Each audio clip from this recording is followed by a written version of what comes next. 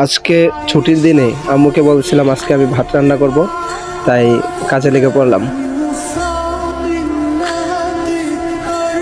প্রথমত মাছ ভেজে নেব।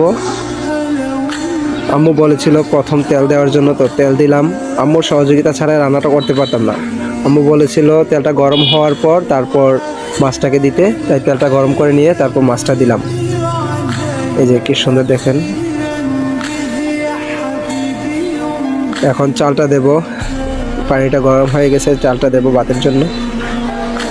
যে চালটা দেওয়া শেষ, এই যে মাছটা হালকা হয়ে গেছে, হালকা ভাজা হয়েছে মাছটা। এখন আমি মাছটাকে তুলে দিয়ে আবার পেঁয়াজ দিলাম।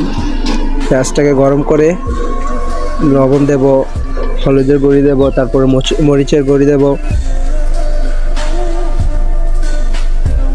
আবার কাঁচামরিচ দেব।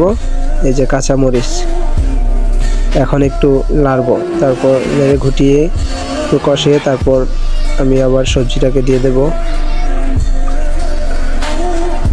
এই যে সবজিটা দিয়ে ফেললাম। এখন একটু নাড় দিয়ে মিক্স করে তারপর আমি আবার সেটাকে ঢেকে দেব।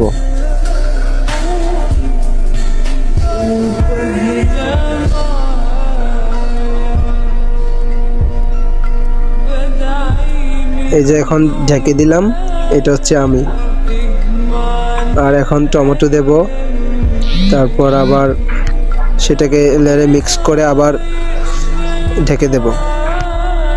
সম্ভবত ভাতটা কিছুটা হয়ে আসছে, একটু পরে আমি এটাকে মারগালবো।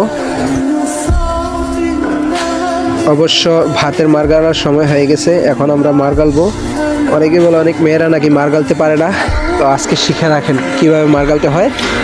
এই যে দেখেন এখন আমি মারগালবো।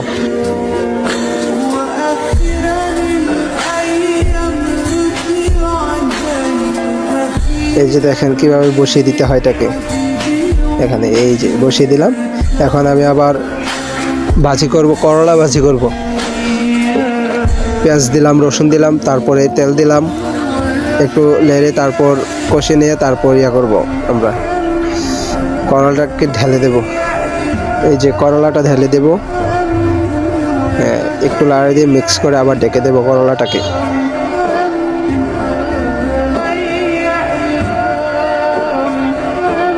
সবাইকে কিন্তু দাওয়াত রইল আমার রান্না খাওয়ার জন্য।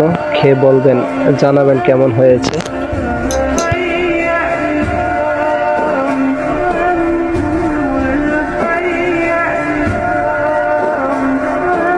সম্ভবত আমাদের তরকারিটা হয়ে গেছে। এখন সেটাকে তুলে নিয়ে আমরা একটা ডেকচি বসাবো, পানিটা গরম করে তারপর আমরা আবার রান্না করবো তরকারিটাকে।